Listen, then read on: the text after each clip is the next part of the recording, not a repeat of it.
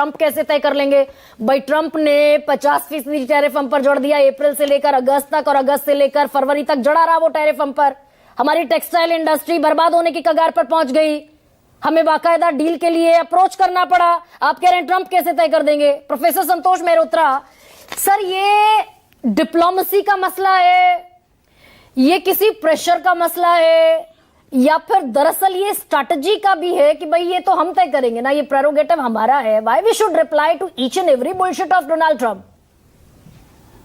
हाँ, वो ठीक है, डिप्लोमेसी अपनी जगह है, इसमें कोई दो राय नहीं है, और हमको बैलेंस मेंटेन करना है। हमारी दिक्कत, हमारे देशवासियों को दिक्कत इस बात से होनी चाहिए कि बात हम डिप्लोमेसी की करें और स्ट्रेटेजिक ऑटोनॉमी की करें। बात हम स्ट्रेटेजिक ऑटोनॉमी की करें और गोदी में किसी एक साइड की में जाकर के बैठ जाएंगे, किसी एक की साइड में गोदी में बैठ जाएं, उनका दबाव भी बर्दाश्त कर लें। किस प्रकार? देखिए, किस प्रकार हमने 4 प्रकार से कमजोरी इंडो यूएस ट्रेड डील में दिखा चुके हैं हम। क्या 4 प्रकार हैं? पहली बात, एग्रीकल्चर में जो हमने कमजोरी दिखाई वो आप चर्चा कर चुकी। दूसरा, रशियन ऑयल पे हम काफी चर्चा कर चुके कि वो डिसाइड करेंगे, हम नहीं डिसाइड करेंगे। ये ट्रेड डील नहीं होती है, वो डिसाइड करेंगे, हम नहीं। और वो सिर्फ डिसाइड ही नहीं करेंगे, वो मॉनिटर करेंगे। यहां कौन सी डिप्लोमेसी हो गई? तीसरी बात, हम उनसे $500 बिलियन का अगले 5 साल में खरीदेंगे, जबकि आज हम केवल $40 बिलियन एक साल में खरीदते हैं। क्या वो हमसे $500 बिलियन का माल खरीदेंगे? क्या हमने ये अग्रीमेंट किया है? क्या हमने ये तो अग्रीमेंट कर लिया कि 500 बिलियन का हम उनसे माल खरीदेंगे। और चौथी बात, हमने उनसे ये भी अग्रीमेंट कर लिया कि उनके पदार्थों पे 0 टैरिफ होगा और हमारे पदार्थों पे 18% टैरिफ होगा। कैसे? यहां डिप्लोमेसी कहां रह गई? यहां स्ट्रेटेजिक ऑटोनॉमी कहां रह गई? मेरा सवाल रोहन जी और वाजपेयी जी दोनों से यह है, पहली बात। अब मैं दूसरी बात पे आ जाता हूं। देखिए, मोटी बात बहुत साफ है कि यह सवाल उठता रहता है क्या, और मेजर जनरल साहब ने भी यह मुद्दा उठाया कि हमारा कोई लीवरेज है अमेरिका के संग। अगर हमारा लीवरेज नहीं है तो क्या हमारा आत्मसम्मान नहीं है? 2 देशों के बीच में रिश्ते जब होते हैं तो वो आत्मसम्मान के आधार पे होते हैं। और हम अगर इस बात को नहीं माने और झुकते जाएं, जिस तरीके से मैंने आपको 4 सबूत दे दिए, और इस प्रकार भी सबूत मैं आपको दे सकता हूं कि लड़ाई छेड़ने के 1 दिन पहले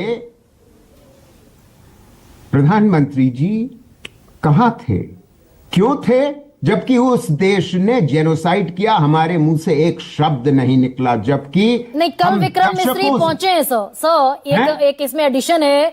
कल हमारे विदेश सचिव विक्रम मिस्री बाकायदा ईरान की एम्बेसी पहुंचे हैं। मुझे बड़ी सांत्वना हुई, हमारे देशवासियों को सांत्वना हुई कि उन्होंने इल्लीगल वॉर छेड़ दी है। उनके यूएस लॉ के आधार पे इल्लीगल वॉर है और इंटरनेशनल लॉ में तो इल्लीगल वॉर है ही। और इससे ज्यादा मतलब आप अमेरिका पे एतबार कर रहे हैं, जो वो देश जो 2 बार, एक बार जून में और अभी एक बार, 2 बार लड़ाई छेड़ चुका है ईरान के विरुद्ध। क्यों? क्योंकि वो इजराइल के दबोचे में आया हुआ है, जबकि नेगोशिएशन चल रहा था। ओमान नेगोशिएट कर रहा था, बीच में इंटरवीन कर रहा था। और मतलब इस तरीके का अगर देश से आप गलबहियां करना चाहते हैं, जो आपको भी वैसे दबा रहा है पिछले साल भर से, तो कहां रह गई डिप्लोमेसी? कहां रह गया आत्मसम्मान? कहां रह गया? वाजपेयी कह रहे हैं डेटा सरकार के पास है, प्रेरोगेटिव सरकार है। मैं कह रहा हूं कहां रह गई स्ट्रेटेजिक ऑटोनॉमी, जिसकी हम दुहाई सुबह से शाम तक देते रहते हैं? जी सर, ए.के. वाजपेयी कह रहे हैं प्रेरोगेटिव सरकार का है, सत्ता में जो है तय करने का अधिकार उसका है कि वो किसके साथ संबंध बढ़ाएगा। कुछ देशवासियों का भी कुछ आत्मसम्मान है, सरकार का ना हो मगर हमारा है। आज तो हमेशा से था और आज भी है और हमेशा रहेगा। रोहन गुप्ता कह रहे हैं हमने कहा रशिया से तेल खरीदना बंद कर दिया, आपको बेहतर जानकारी होगी। आधा तो कर दिया, शुरू से आंकड़े आप बता रही हैं और हमको मालूम है कि आधा कर दिया। व्लादिमीर पुतिन उस पर बयान देते दिखे। साफ है, अबे दुबे ने साफ आंकड़े बता दिए। मैं अगर वो न बोलते तो मैं बोल देता, क्योंकि आंकड़े सारे दुनिया के सामने हैं। हुजूर वाला, सबको समझ लेना चाहिए कि हम दबाव में हैं। और अगर सर है ही नहीं, अगर हमने दरअसल वो यूएस का सैंक्शन नहीं माना, अगर हमने यूएस की पाबंदी नहीं मानी जो कि इंटरिम एग्रीमेंट में है, फ्रेमवर्क में है, तो हमें जवाब तो देना चाहिए ना। मैं ये कहकर हम कब तक काम चलाएंगे कि साइलेंस इज अ स्ट्रेटजी। दो शब्दों में हाँ। मैं सरकार में सचिव रह चुका हूं, secretary to the Government of India. मैं आपको यह बताना चाहता हूं कि हमको इस समय क्या करना चाहिए और क्या करना चाहिए था। हमको मालूम था कि सुप्रीम कोर्ट का जजमेंट आने वाला है, जिस प्रकार से वहां पर आर्गुमेंट चल रहे थे, हमको यह मालूम था कि ये किस प्रकार किस ओर जाने वाला है। तो हम अगर 15 दिन रुक जाते तो कोई आसमान नहीं ढह जाता। और हमें, क्योंकि सुप्रीम कोर्ट हमारी तरफ है, इसलिए जरूरी है कि हमें नेगोशिएशंस को टालना चाहिए। पहला कारण। दूसरा कारण मैं आपको बताता हूं, और मैं सिर्फ दो वाक्य बोलूंगा। छोटा सा सर, 5 महीने, बिल्कुल 2 वाक्य।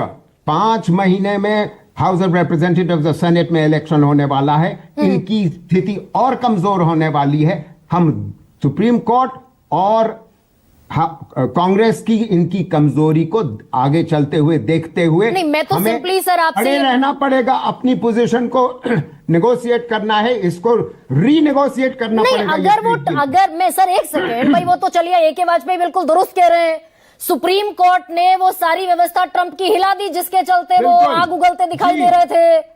ये तो बात ठीक है, लेकिन अगर वो फाइनल अग्रीमेंट था ही नहीं, वो इंटरिम अग्रीमेंट है, तो हम किस पाबंदी में, दरअसल ये स्कॉट बेसेंट बयान देते दिख रहे हैं किस पाबंदी पर? वो तो अपनी हरकतों से बाज नहीं आएंगे।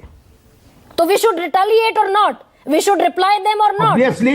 ऑब्वियसली अब तो आत्मसम्मान की बात आ गई है। सोमनाथ भारती भाई, सोवरेन नेशन है हम, और